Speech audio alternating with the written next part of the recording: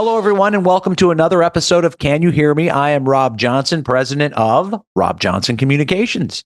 And I'm Eileen Rochford, CEO of the marketing and strategy firm, The Harbinger Group. The purpose of Can You Hear Me is to help you guys, our listeners, navigate the complexities of leadership, and specifically through the lens and use of effective communications. So as communicators who work closely with lots and lots of clients, our own coworkers, etc., Rob and I, we both know the value in keeping those lines of communication open and the internal breakdowns that can always, in my opinion, occur when that does not happen. Open communication, frankly, it's crucial to the success of every team and every organization. And that's exactly what we're going to discuss today on the show. Keeping colleagues in the loop costs nothing. And we often talk about, Eileen, all the communications, the internal communications between, people that are the bosses and the people that are reporting to them and managers and things of that nature. But this feels a little bit different only because this is really about self-awareness. It's not about necessarily major strategy. It's just about having the self-awareness, even with people that are in your employ or people that aren't. And we'll get into the consultant piece, a little bit later because,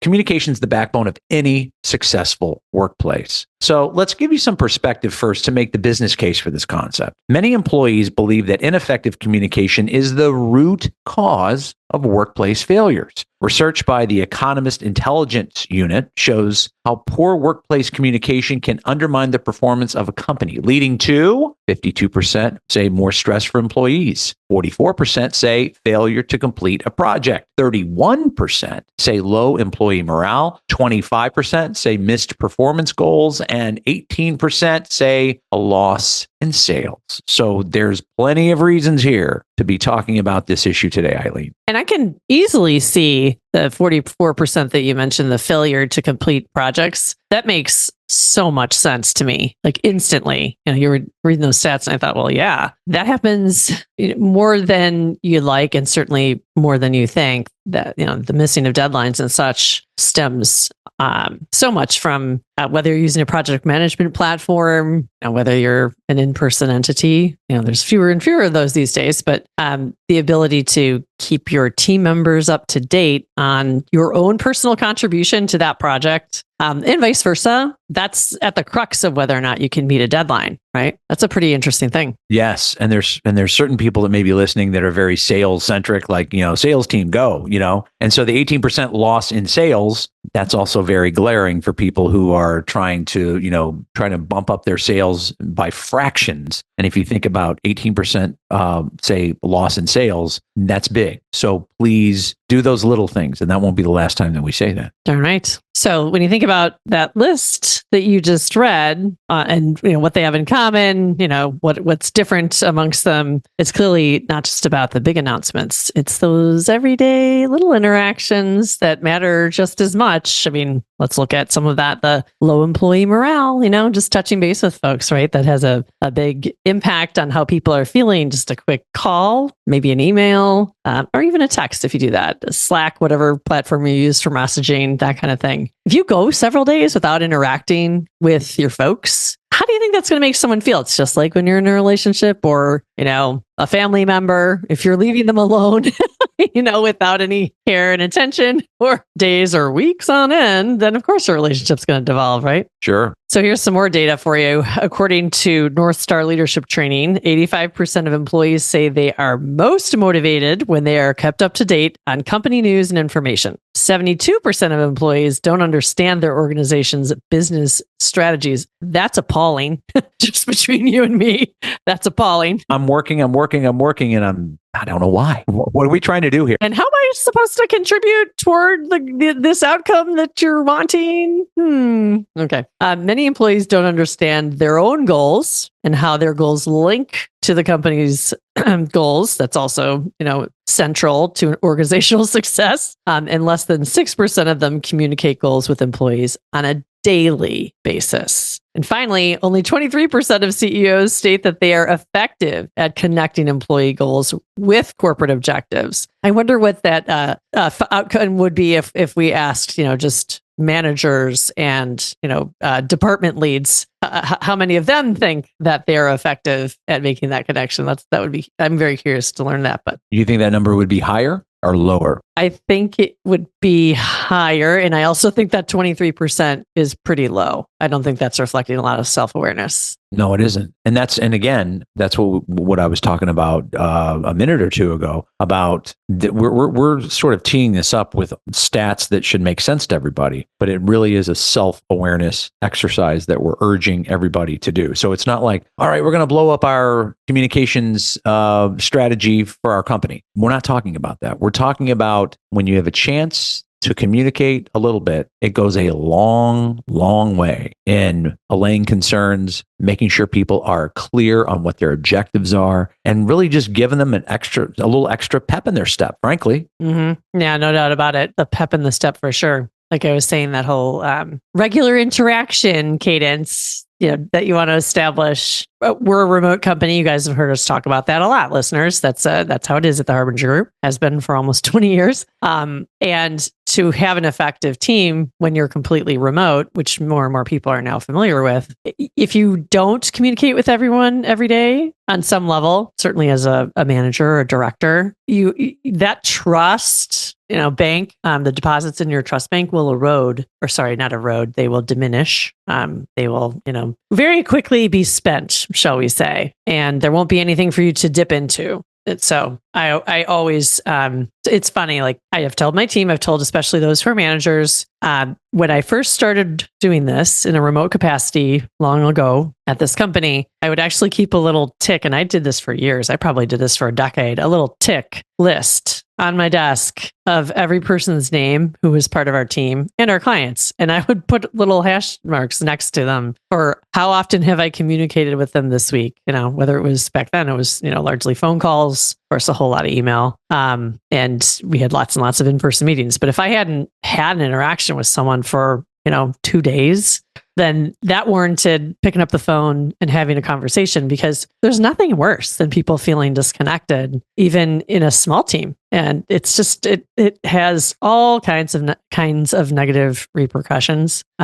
So we recently instituted something that I wasn't sure that we would ever do. And I know we're going to get to this in some of these practical tips we'll talk about in a sec, but I'll just mention it now. The morning huddle, the daily huddle, lots of different companies have them, the stand-up meeting, they take on different forms, right? But we recently instituted the daily huddle, 15 minutes. There's 5-6 people who are on, and that team goes through, these are the hot things by priority, by person, by priority. What are any blockers that they individually have, and they're flagging the blockers. They're not discussing the blockers. The purpose is never to solve. It's to create awareness. When the team breaks from the huddle, that's when you move into solving mode. And you do that we use Asana for project management. So within Asana, that's when, folks have been following along in the conversation, and maybe they go look up that task and they start to move kind of, the ball forward, if you will, on taking away the barrier or the hurdle that was flagged during the huddle. But that's all it's for. The huddle is just to report on, these are my priorities and what are the things standing in my way. But it does create excellent awareness. It also gets people super focused on, all right, this is the stuff I have to get done. And the sooner I get started on it this morning, the more likelihood I have of my team member being able to contribute in the capacity that I need them to while we still have this business day in front of us. So a couple of questions or comments. First of all, with the huddle, which I think is a great way to sort of set the tone.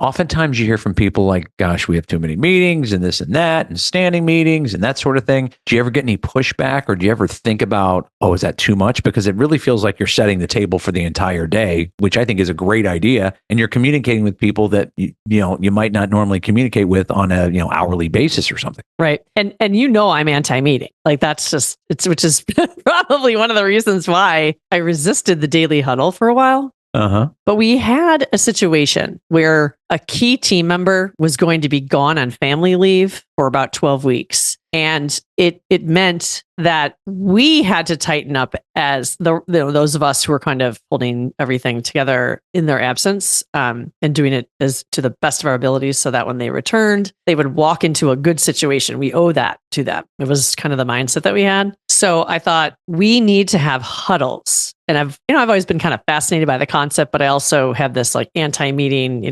push-pull thing going on in my head.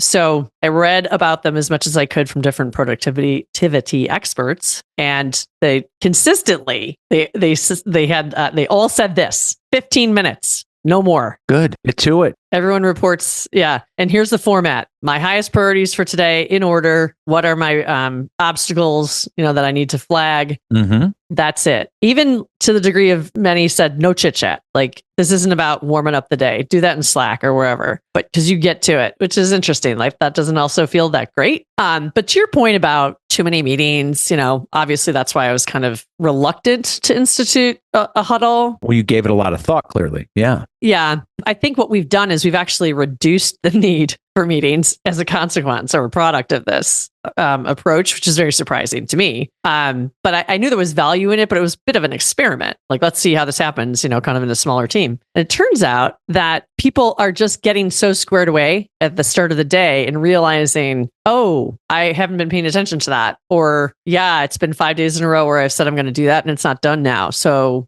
I need to, get with so-and-so and figure it out so I can remove, these barriers that exist or whatever the case may be. Or in my case, I have a very different role in this organization.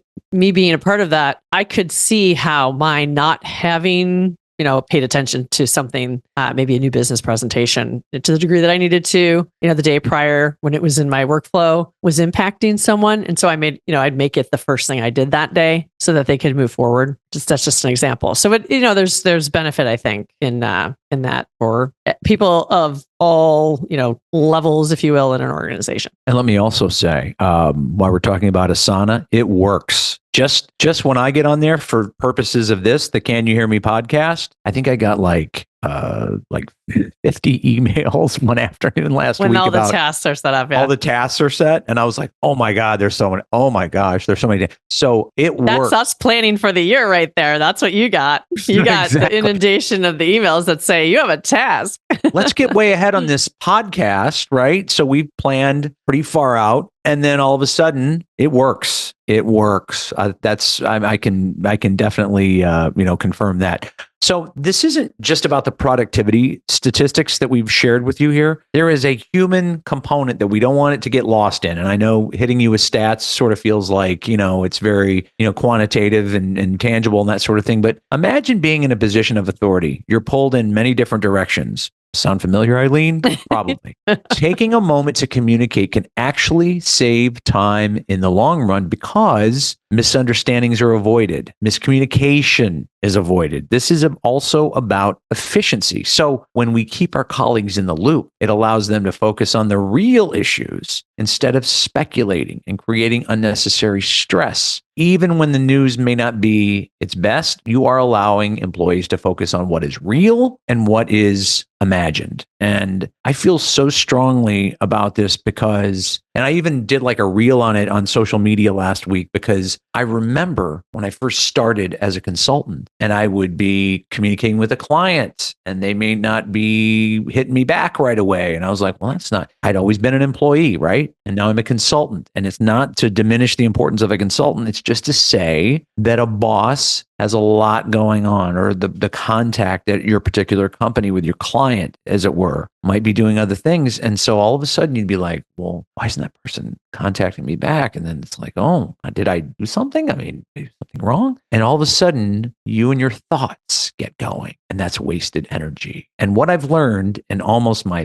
5 years of doing this, I can't believe it's been that long. In almost 5 years, I've learned that when they get to you, it's never bad. It's never like, oh gosh, I thought it was going to be it's that they are busy and they have other priorities as well. And I respect those. So what I'm suggesting is, after all these years of doing it, I don't spend time worrying about things now. If somebody doesn't get right back to me, I'm not like, uh-oh, what happened? What went wrong? But that's part of human nature for people. And so I'm trying to share that experience as an entrepreneur with, why didn't they get back to me? And then they finally do, and you go, oh, that was nothing. They were just super busy, and they had 87 things going on, and that took a lot of their attention and energy. So it's just a little bit of advice that I wanted to share with people, because I felt it early on, and I see it happen a lot to people. But it's also an opportunity for the person who is that busy person pulled in all those different directions to maybe find 2 minutes here, 2 minutes there, email, text, call, and all of a sudden you're like, oh, okay, we're good. All right. Interestingly,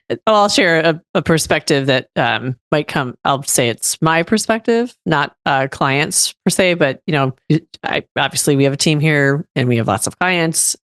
Sometimes my input is really needed on certain projects, but often it's the team kind of running things. But in those moments when my input is going to be, super helpful in one way or another, I always tell our team, I'm probably one of the most accessible people, around. Meaning if someone brings it to my attention that I'm an impediment or something's changed and my attention is needed right then or within a short period of time, if my attention is brought to that, I will immediately get on it and help, in any way that I can. And I think that's the case for so many people who are in kind of, organizational leader positions. They want to know if they're not helping, on things that are very important. So the point is, even if you sent one email, even if you sent one text, if time's ticking away and something is crucial, then you are responsible for sending that text and making sure they know, or that Slack message, whatever the case may be. It's a two-way street, is what I'm trying to explain. And take that initiative and feel as responsible for moving the work forward. So it's that different up, down, back and forth, levels of communication. You just got to keep that in mind too. It's really important, because I don't think anybody who's a very responsible, good leader would ever want to drop the ball, screw things up, if communication could have helped avoid it. And that's a whole other level of self-awareness that you're bringing up that I hadn't even considered. And it's so important to talk about that, where you have enough self-awareness to say, okay, I'm going to help the situation. But if by chiming in or doing, am I going to harm the situation? I mean, that's a whole other discussion, but it all centers around self-awareness. Yeah, very good point. Yeah, that reflecting on, your role in the success and even your communication and your leadership style, taking a kind of inventory. The more awareness that you have, I think the more effective you can be in asking for what you need to be able to contribute, and other people, doing the same to you. That's all. It all comes down to sharing of information amongst each other and making sure that you're communicating about that. That's really good stuff. Absolutely. So are we ready to share some practical tips? I know we did talk about one. That huddle thing is super practical. So I hope everybody thinks about that. And we will post some great ideas actually on that note in show notes about running an effective huddle and how you can do that. As it's easy. And I'm now a convert. I'm a fan. And again, this is no small thing, Eileen, because you were saying, meetings, more meetings. You're like, Anti-meeting. Yeah. Like I said, though, it ended up meaning we needed fewer, longer meetings in the long run. It's kind of an interesting thing. So I bet there's a whole science. If someone's done research on this, I'm certain of it. Oh, I'm sure. But okay, some other practical tips. Simple things like your regular check-ins, your one-on-ones, frequent status updates, or even just, hey, how you doing? Everything okay today? How you feeling? Maybe you heard somebody was sick. You want to just check in and say, are you feeling better? Sometimes that's a loaded question too. The how you doing? And somebody's like, oh, well, now that you asked. So just be ready. It's important to ask, but just remember, somebody might have a really long answer for it. But that's still to communicate it though. And it's important to listen. Yes. Absolutely. Because you'll learn something if you take the few minutes and just let them talk, for sure. Yeah. But all of that can make a huge difference. And I just mentioned active listening. Let's just be sure everybody knows. It's not just saying, oh, that's okay. And then jumping into your work assignment. You're not checking a box when you're asking people how they're doing. You're like, right. I hear you. Because then you're waiting to chime in with what you want to say. Yeah, that's right. So Because I think that it's important to underscore what's that about, right? We talked, or I think I mentioned trust earlier, right? So when you're asking people how they're doing, again, it's like in any relationship, the dynamics of any relationship require caring, empathizing, listening, sharing, all of that. So you got to make sure that you build in some time for those types of exchanges just as much as the daily huddles that are all about get right to it. Right? But also, and we've talked about this in other podcasts too, it's the safe space thing. It's like you were talking about trust and openness and things of that nature. It's like it's okay to put yourself out there if this is the environment where I'm putting it out there. And so that's once you telegraph that as the leader and people see it, it's going to be far more collaborative because they're like, oh, it's okay if I put myself out there in that way. Mm-hmm. So definitely some food for thought. Now, I also want to share with you, and I think it probably goes without saying, but I'll say it anyway. This principle extends beyond the workplace as well. It could be sports, it could be business. We're talking about business today, or even our personal lives. The importance of staying connected is universal. So, for instance, in sports, a team needs constant communication to perform well so that everyone understands their roles and expectations. The same goes for personal relationships. Keeping each other in the loop strengthens the bond. So we're talking about sports and personal here, kind of moving off the business case for just a second. Just think about when a coach doesn't communicate with you. Think about when your spouse or your significant other isn't communicating things and you're like, what are they doing? What's going on? And then you start thinking about I wonder what they're thinking. And then you spend all that energy wondering about what might be the case. And again, it rarely is, but it does speak to the need for you to be a better communicator, whether you are that coach, whether you are that spouse, because you don't want people wasting energy wondering about what's going on when something may not even be going on. You know what I mean? Yeah, for sure. I was just thinking about one of the fun things or ways that my family on my husband's side stays connected is, I don't even know now. I think this is like going on 4 years. So however old Wordle is. Oh, yeah. It's like 3, 4. Yeah. That was during the pandemic, wasn't it? Got really popular.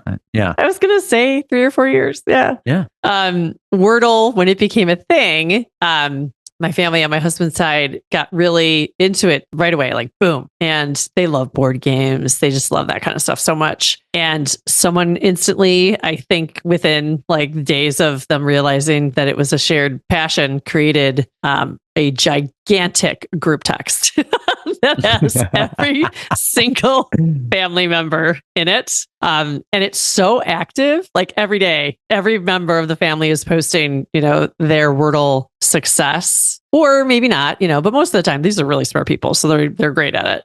But it's so funny. But Mike, my husband, laughs at me sometimes because I had to silence notification from this really fun group chat because sometimes group chats can get out of hand. Not that this one is, I'm just saying some can. Yes. But I will say it's a great example of, a means of communication that might seem distracting or superfluous, but it's not. It's this beautiful little thing that makes us all feel somewhat still connected to each other. Mm-hmm. It's not always about Wordle all the time. Right. Of course. But, of course, I do have to filter it. I have trouble with distraction. Hey, that's just an affliction that I've had, basically my entire life. So there are some things that I have to tune out. But when I dip in and out of this group chat, it always, just brings a little warm and fuzzy. Makes me feel like, oh, that's cool. So Wordle's not a new thing on the block, right? Are they still doing it and they still do it to this day? Oh, yeah. That's incredible. Yeah. Everybody, every day. Yeah. It's funny. You know what else you're talking about here too with his family, with Mike's family, is the shared experience. So it's not only staying in contact with one another. It's like, oh, you got that in 2 out of 6. I got it in 3 out of 6. Oh man, I thought it was. And so all of a sudden you tell these probably stories that don't amount to much, but they kind of do, even though they're anecdotal and even though they may be seemingly, frivolous, but that's just sharing that thing. That's just sharing that experience. And so that's why that, I would say, is so important. I think you're right. Absolutely. Yeah. It feels nice, especially for us, because we're the only kind of out of state family. So even for our kids to just, see grandma and grandpa and how'd they do it Wordle today, I love that. Yeah. So I was thinking about sports. I just wanted to ask you, because I know your family, with hockey and everything else, and your own experience with sports. What's any observations that you have about great ways that teams, you've either been on the sidelines observing or a part of that you've seen, there's great communication in a sports team? Without naming names for the times that people have fallen short, I think there's an old school way to communicate. We've talked about in business all the time, right? And there's an old school way to coach, and it's sort of tough love and stiff upper lip and this and that. And I would say that kids don't respond to that. Kids this day and age don't respond to that sort of tough love. It's not that you need to coddle them. It's just that maybe communicating with them and showing them respect is more important than it used to be. I will mention Jaden is committed to the University of Maine, and he hopes to go there soon and play hockey. But their head coach, Ben Barr, I saw him coach back in November when we happened to be in Boston. And I always knew this about him, but it was nice to see it again. Like, a guy would come off the ice and he'd hit the crossbar. He almost made a great play and he was whatever. And he's just sitting there patting him on the head or patting him on the back and kind of doing this, like all the little things, like the positive reinforcement, even when something didn't go well per se, he was injecting positivity in everything. And I was like, you know what? That doesn't cost anything. That costs nothing, right? To do that. And it makes everybody feel better about themselves. And of course, if somebody succeeded and did something great, well, gosh, everybody was excited, right? But in those moments where somebody maybe didn't do what he expected to on the ice, this guy's there just pumping his tires. That's a hockey thing too. That's a hockey term, pumping his tires, like lifting them up. Oh, that's great. And so I would say that costs nothing. And this guy's built a great program, and they're now like a top 5 team in the country. And he's building that culture, and it's all built around communicating, being straight up, and in the moments where, geez, it didn't quite go our way, how do you find something good about it? So that's my observation on that front, since we spend a lot of time in rinks. That's good. I really like that. Nice insight. Yeah, on this theme of it, costing nothing and the good things you can do and verbal and nonverbal. You were just talking about nonverbal and both actually, and that's a great reminder too. But it spoke volumes. Even if you were sitting across the rink and you happen to be looking over, the nonverbal spoke volumes. You can see it from a mile away. Yeah, that's so true. Oh my gosh, we've been watching a whole lot of live college basketball recently, as you know, and yes, you have. Whew, yeah, first time season ticket holder for Marquette men's basketball. Yeah. But I've paid very close attention to Shaka Smart and his team's behavior this season too. And I hear what you're saying loud and clear. He has lots of concepts, but one of his is energy generating behaviors. And I think that is a lot of what it's related to what you're just describing with the coach and the, patting on the back and things, because that's what these guys do. They're the players who are not playing don't really sit on the chairs. They're slapping the floorboards. They're, whooping it up, patting each other, jumping up and down. Like they're like just as much a part of creating energy as is the coach, as the 5 guys on the floor. Probably the leader, probably the coach set that tone. He totally did. Yeah, he totally did. Yeah, from the minute he walked in. It's but anyway, those things are really cool too. So yeah. So someday we'll interview Shaka Smart. Yeah, that's gonna happen. Yeah. Oh yeah. I want that. Maybe in the summer when these guys aren't as busy. I don't want to get ahead of myself, but I was like, this guy is totally locked in until at least April, May. So yeah, I was thinking maybe when he can exhale a little bit. Yeah. I think that would be cool to actually talk to both of the coaches we've just named and others, just like this concept of coaching and how that transfers into business communications. I think there's everybody, it's been books written about it. It's for decades, but today it feels different in younger team sports. It's just being done in such a inclusive, respectful way. And that's why I'm intrigued. I want to talk to coaches who are doing that with, players who are 18, 19, 20. Think about all the executive coaches we have on who've been excellent guests, right? What if we get, actual coaches whose teams are at the top of their league or their division, whatever it is. They're high performing teams, different sports, different whatever. And I think it's fascinating to hear what they have to say, because it does go beyond sports. It does speak to sort of the leadership that is required of CEOs who are also running their own teams. Totally. All right. So here's what we're going to do. We're going to put it out to our listeners in a LinkedIn poll and ask them what questions do they want to ask of these coaches who we want to bring on, and see what we can pull together for a great show. And hopefully their availability will line up later this summer. And if not these guys, maybe there are a couple others. Sure. I'm sure there will be. That's a good thing for us to do. That's a great thing to look forward on. I agree. Yeah, that'll be really interesting and a great connection to just how the great communications and keeping their folks in the loop totally costs nothing. And how do these guys do it? How do these women do it? We'll find out. It'll be interesting. So I think that's going to do it for another edition of Can You Hear Me? Yeah? Yeah, I think we're good. Am I still Eileen Rochford? I think I am. You still are.